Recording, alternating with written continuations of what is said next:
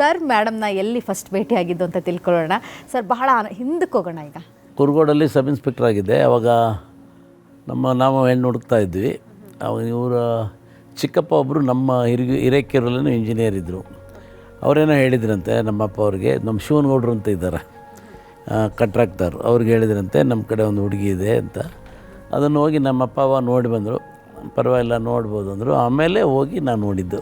Okay, madam ನೋಡೋಕ್ಕೂ ಮುಂಚೆ ಎಷ್ಟು ಹೆಣ್ಣು ನೋಡಿದ್ರಿ ನೀವು ಹುಡುಗಿರು? ಒಂದು 3-4 ನೋಡಿರ್ಬೇಕಷ್ಟೇ. 3-4 ನೋಡಿದ್ರಿ. ಅಷ್ಟೊತ್ತಿಗಾಗಲೇ ನೀವು ಡಿಪಾರ್ಟ್ಮೆಂಟಲ್ಲಿ ಇದ್ರಿ? ಹೌದೌದು, ನಾನು ಸಬ್ ಇನ್ಸ್ಪೆಕ್ಟರ್ ಆಗಿದ್ದೆ. ಸೊ ಮೇಡಮ್, ಸರ್ ನೋಡ್ಲಿಕ್ಕೆ ಬಂದಿದ್ದ ದಿನ ನೆನಪಿದೆಯಾ ನಿಮಗೆ?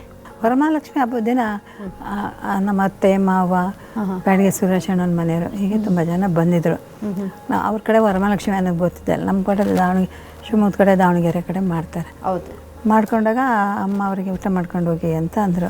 ಹೆಣ್ಣು ನೋಡಿದ ಮೇಲೆ ಎಲ್ಲ ಚರ್ಚೆಯಾಗಿ ನಮ್ಮದು ಅಂತ ಮಾಡ್ಕೊಂಡಾಗ ಊಟ ಮಾಡಿ ಹೋಗ್ತೀವಿ ಅಂದರು. ಬಟ್ ಅಮ್ಮ ಇಲ್ಲ, ನಾವು ಹಬ್ಬ ಅಂತ ಮಾಡಿದ್ವಿ, ಊಟ ಮಾಡ್ಕೊಂಡು ಹೋಗಿ ಅಂತ ಅಂದರು. ಅವರು ಆವಾಗಲೇ ಇಷ್ಟ ಆಯ್ತಂತೆ, ಸಾಹೇಬರಿಗೆ ಹೇಳಿದ್ದಾರೆ.